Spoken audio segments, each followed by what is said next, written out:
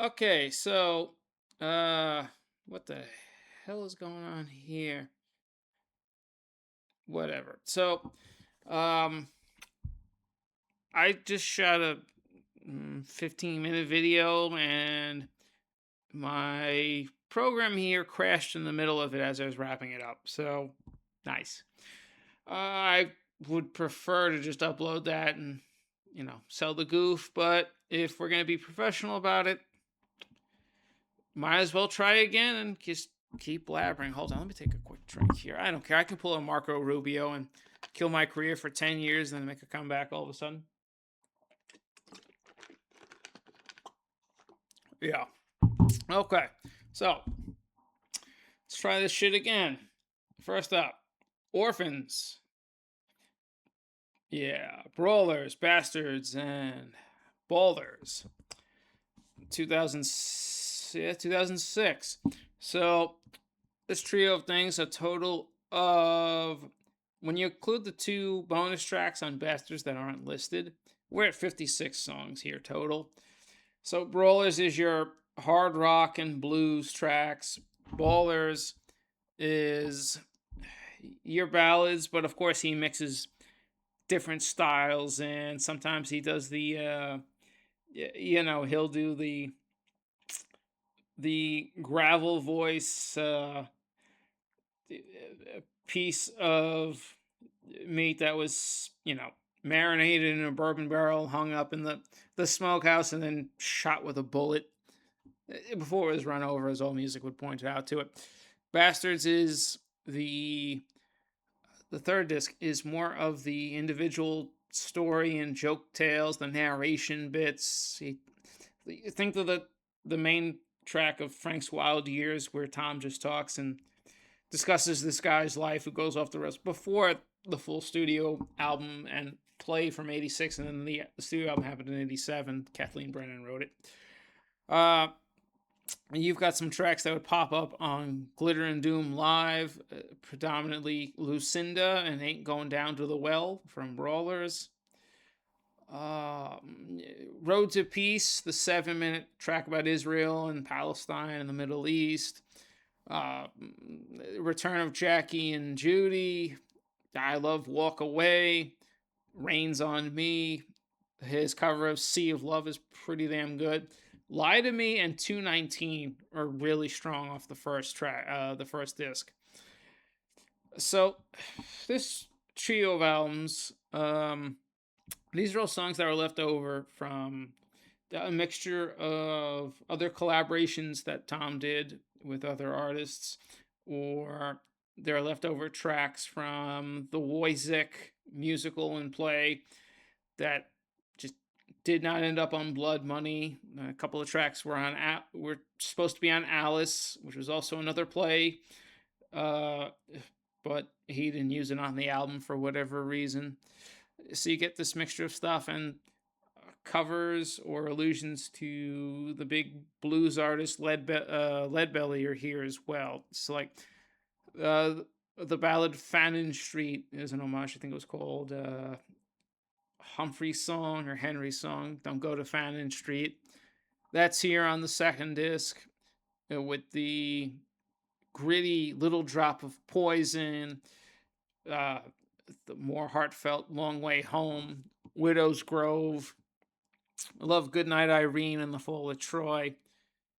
Down There by the Train, a little bit of a still blues heavy, but pulls at the heartstrings. Almost reminds you of Downtown Train from Rain Dogs, which became a massive hit for Rod Stewart in '89.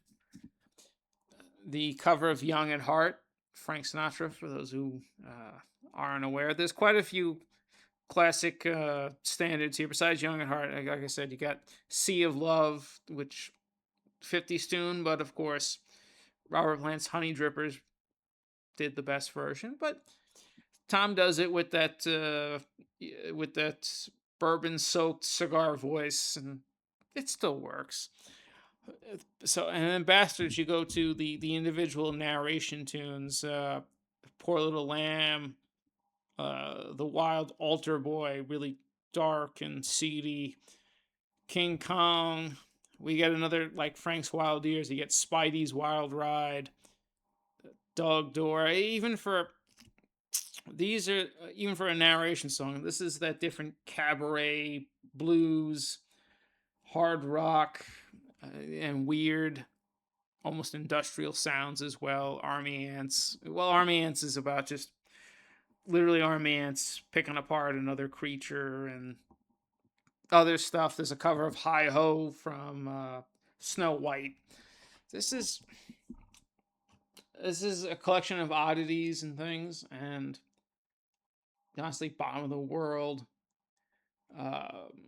World Keeps Turning, Tell It to Me.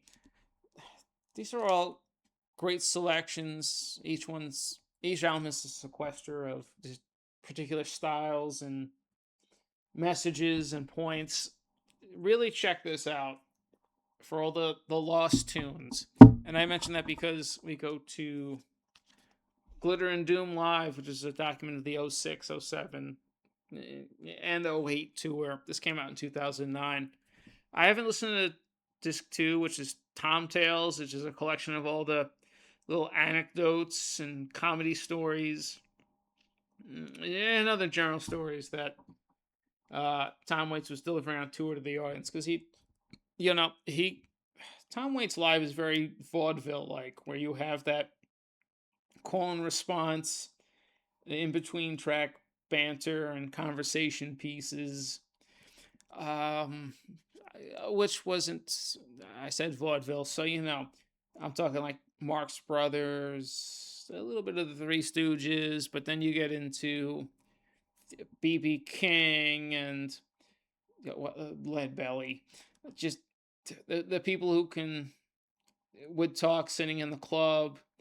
Yeah, in between songs, they would be like their own MCs and explaining what we're doing, taking a drink or hitting a cigarette and introducing these songs and things that happened, like it's a stand-up one-man show comedy routine. But you get Lucinda and Ain't Going Down to the Well to open it up. A great live version of Get Behind the Mule from Mule Variations. An improved Fannin Street. I like on these versions, these live versions, Tom really, they each night it's like they're reinterpreting the studio versions and adding a little more flair to it, maybe a different emotion. This version of Fannin Street, Tom really goes in on the we'll say the Jersey girl voice. Uh, Dirt in the Ground here packs a real punch. He's not trying to do the high voice tension thing, but it's just very guttural and a punch to the gut, literally. We got 5 songs off of Real Gone here: Circus, Trampled Rose. This is a better version of Trampled Rose than what's on the album version. Actually, I like how he changes the chorus. The whoa, it just works with the violin, the cello, and the other different percussion instruments. The Metropolitan Glide, Green Grass, and of course, Make It Rain. Easily a top 10 track for me. It would be a top 10 track of Tom Waits in general. The story on here is him doing that.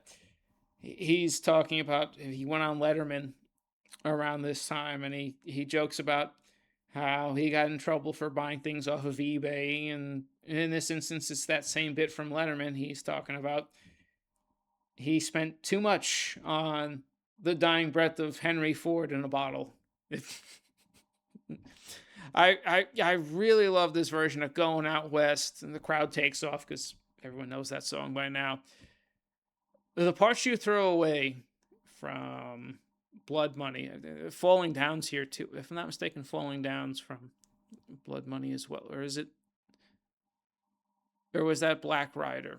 See, these things get to you after a while. But this version of the parts you throw away is just devastating. And speaking of Black Rider, I'll Shoot the Moon.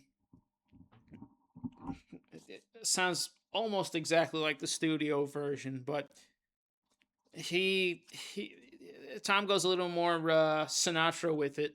He's still doing the affect and the guttural voice, of course, but he's still having more fun with the audience, and it's easy to get behind this version as well. And finally, we're gonna go to his third release.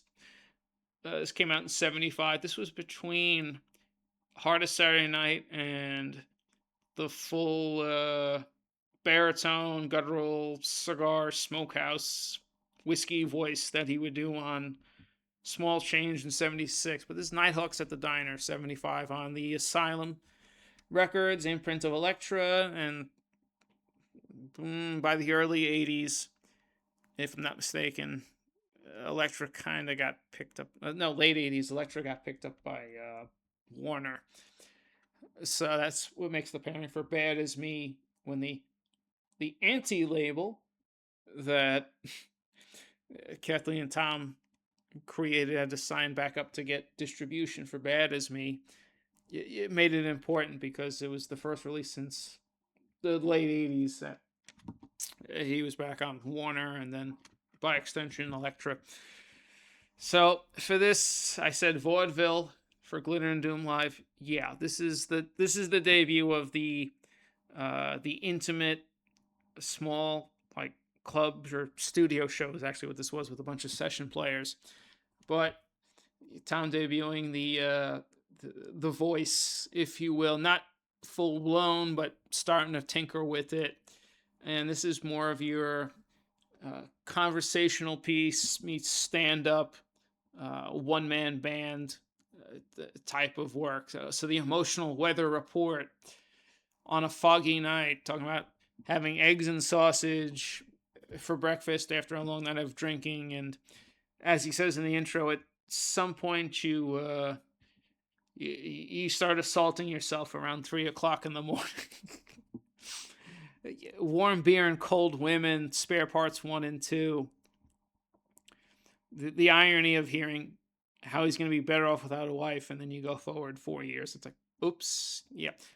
I could picture his wife giving him shit for that down the line after he proposed to her. Just because anytime you see an interview with her or with him, yeah, the humor is ultimately the same. And it's just like, yep. Okay, well, this song didn't age well, but this is as the old classic Yellow and Black, or I should say Amber, turned Signal Amber and Black. Asylum also did the Eagles records, so there you go. But you get the birth of the Tom Waits we know is on here. It's just comedy, stand up, humorous anecdotes, and just talking about life in general and the way things are. Very early slam poetry meets, just beatnik, Ginsberg type of things. Just a lot of fun. If you go, I know this was remastered. I don't have the remaster. This is the original Asylum CD. I don't know if getting the remaster is going to change anything at this point. Maybe I won't have to turn it up as loud to hear everything, but it's pretty good clarity overall with all the instruments. Lots of fun here if you like more of an improv, conversational live show. Your classic barroom club piano player. Think early Billy Joel. That type of thing. This is what this is. So those are the 3 main official releases of Tom Waits outside of the main studio album catalog. I just wanted to highlight those and what they are. How long have I took? Oh, under 15 minutes. Yeah, good. Let's keep it going. So try this shit again. Hit like, drop a comment, subscribe. Hope you had fun. See you on the next one here in a couple minutes. And remember to enjoy yourselves, because we're all going to be dirt in the ground. Yes, we will. See you next time.